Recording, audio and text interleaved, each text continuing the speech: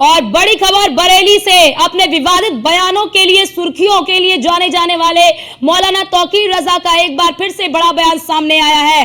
बरेली के मौलाना तौकीर रजा की सबसे बड़ी गुस्ताखी, यूपी में जहरीले मौलाना का धर्म परिवर्तन वाला ये प्लान, हिंदू लड़के लड़कियों को तौकीर रजा बनाएंगे मुसलमान, धर्म परिवर्तन की तैयारी की परमिशन प्रशासन से मांगी है।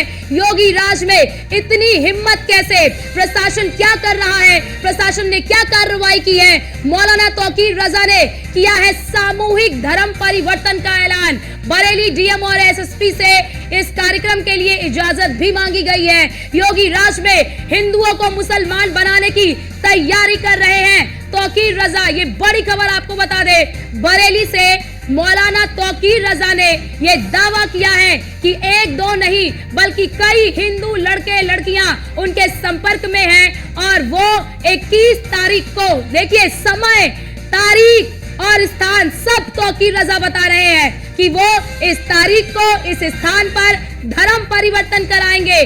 सामूहिक धर्म परिवर्तन कराने का ऐलान तौकीर रजा की ओर से किया गया है।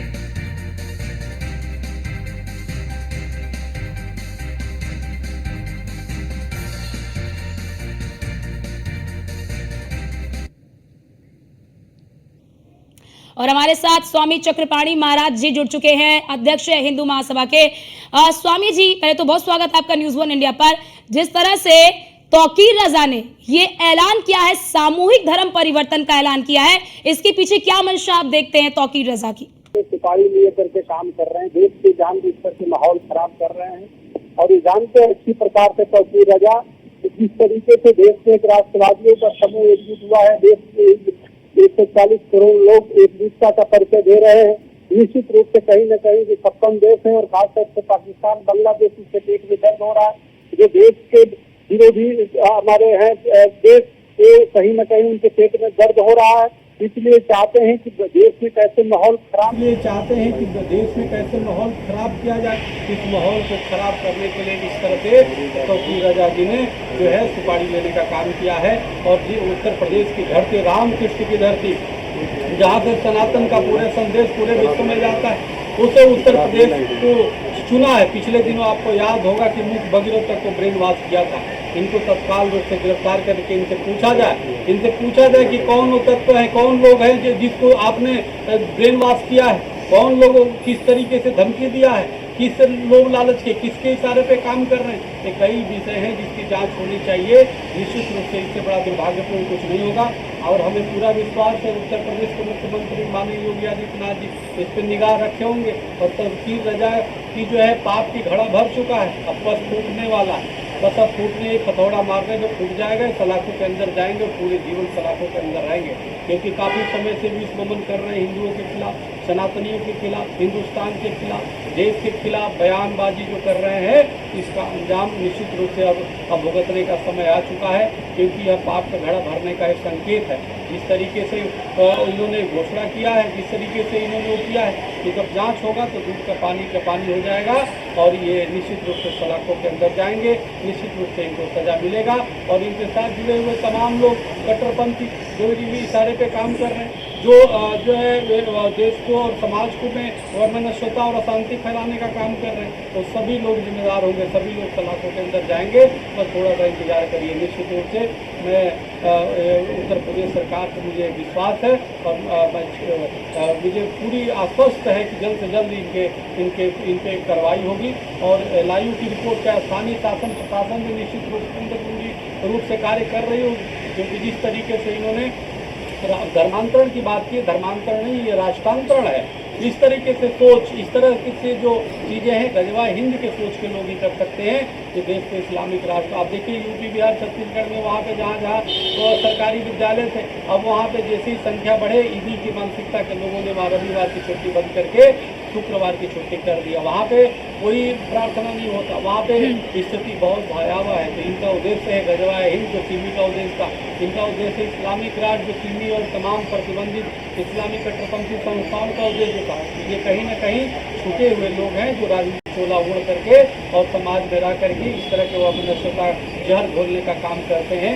इनका पाप का घड़ा भर गया है, जल्द ही अभी सलाखों के अंदर जाने वाले हैं। स्वामी जी, बड़ा सवाल यहाँ पर ये है कि पहले या फिर इससे बीते दिनों भी कहीं पर भी धर्मांतरण की कोई खबर आती थी या फिर धर्मांतरण को लेकर कहीं से भी कोई खबर आती थी तो हम देखते कि प्रशासन उस पर कड़ी कार्रवाई करती है, प्रशासन वहां पर त्वरित कार्रवाई करते हैं। लेकिन यहाँ पर खुलेआम तौकीर रजा इस तरह से ऐलान कर रहे हैं कि वो सामूहिक धर्म परिवर्तन कराएंगे और प्रशासन ने चुप्पी साध रखी है। ये किस ओर संकेत है?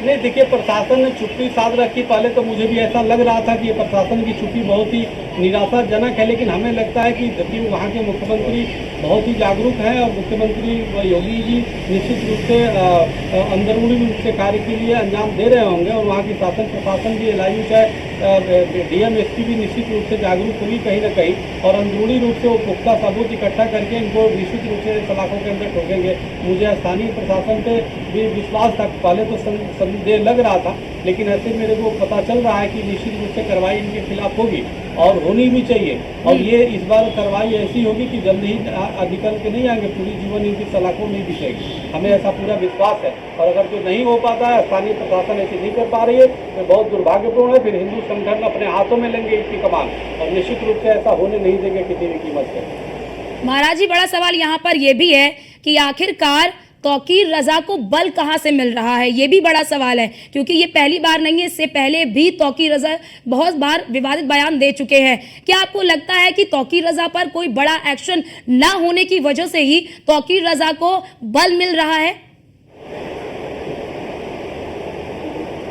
तौकीर रजा का मैंने बताया, इनके तार पाकिस्तान से जुड़े हैं, इनके तार तमाम आतंकी और कट्टरपंथी संस्थाओं से जुड़े हैं जो देश को हम शांति नहीं चाहते, देश में कहीं ना कहीं माहौल खराब करना चाहते हैं। इनको फंडिंग होती है, इनको तमाम, आप देखो आज से ये तौकीर रजा आज से थोड़े बोल रहे हैं इस प्रकार की बयान, इस तरह की बयान, इस तरह की माहौल खराब करने का काफ़ी समय से प्रयास इनका चल रहा है। और वो निश्चित रूप से बहुत ही एक इमाम है, एक मौलाना होकर के इस तरह की तरीके से जो कर रहे हैं, निश्चित रूप से दुनिया इनको देख रही है।